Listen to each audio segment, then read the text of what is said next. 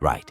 Before anyone gets any wrong ideas, when I say spirit, know that I'm referring to an entity or body that's perceived to possess autonomous agency. The operative word in there, being perceived, as what I mean to put before you is a nucleic synthesis of the human condition, summarized by our brain's foundational tendency to divide everything in its purview into two categorical boxes: objects and spirits.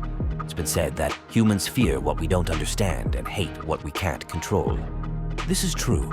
To understand why, we must first know that the aforementioned categories define the two ways humans use to understand the things we observe around us, by identifying either how it can be directly manipulated or indirectly compelled to work in ways that benefit, or at the very least don't negatively impact us and/or our goals. The common denominator in both camps is power. Power, as I've said many, many times, just means the ability to do. But control, which very often gets conflated for power, means to have power over something or someone else.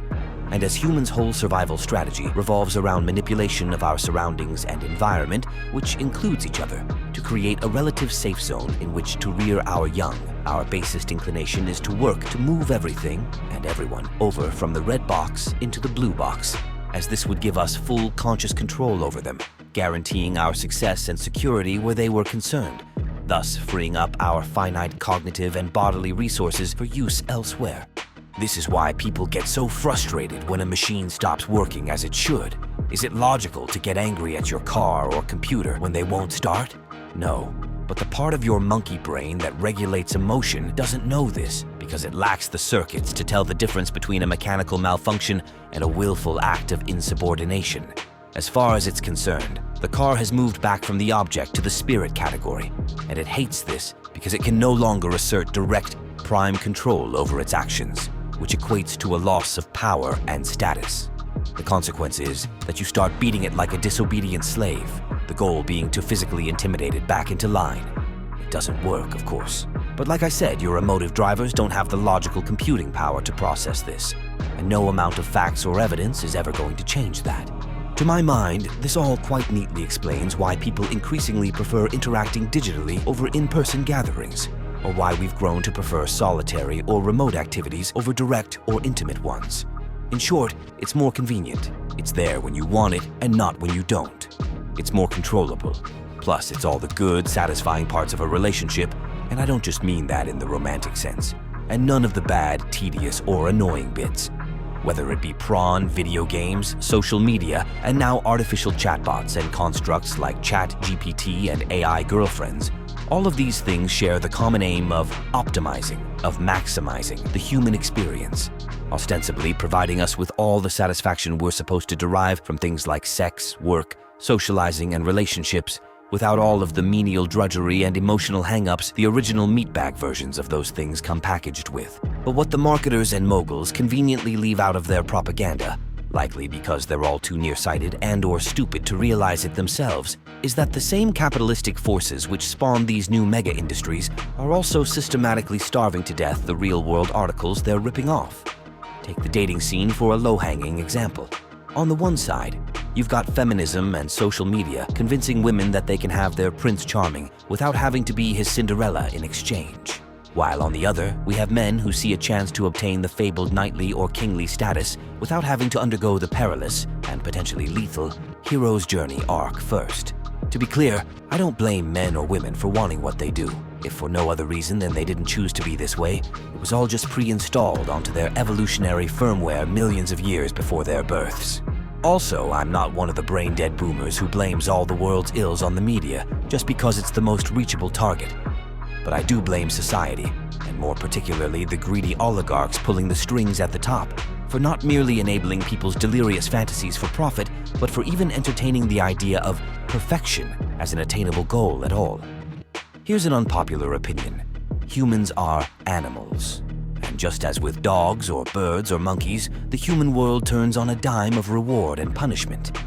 In the absence of external pressure or training, people will default to whatever behavior comes most naturally.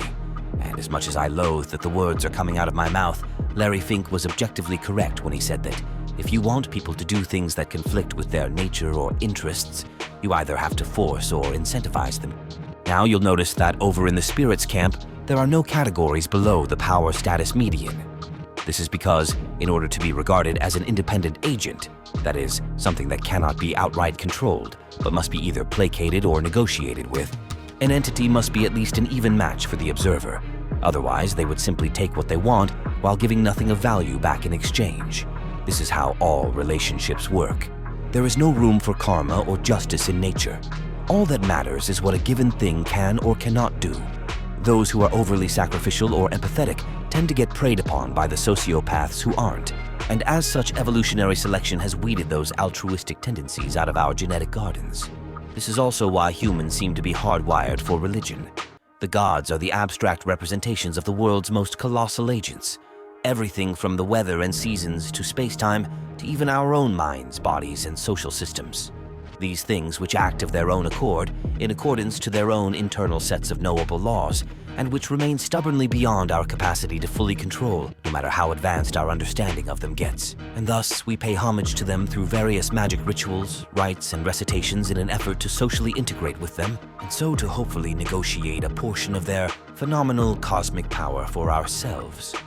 In some respects, you can argue that the practices of science and engineering aren't that much different, apart from the fact that scientists don't generally feel the need to anthropomorphize their subjects, having so thoroughly made them into manipulable objects as to render the idea of humanizing them absurd. And therein lies my ultimate point. To borrow a line from Terry Pratchett, evil begins when you start treating people as things. In our modern civilized world, people are not individual agents to be negotiated or bargained with. We are not individual spirits with agency. We are not soulful beings. We are assets, tools and resources to be used and abused and then thrown aside when our utility has been spent. And this is why this world must end, either through evolutionary progress or by a merciful extinction. Or fantasy has shown us what lays along the third path, and I don't know about you, but that's not a future I want to hang around for. But as usual, that's just my own strange view on things. Let me know yours in the usual ways and places. And while you're there, consider also hitting the like, subscribe, or the subscribe plus button, as YouTube's apparently decided to call it now. And of course, also come on over and join me on the Discord or follow me on X, and maybe also consider checking out my books on Amazon. And as always, until next time, stay safe, stay sane, and remember, keep your minds open, not empty. Peace be upon you.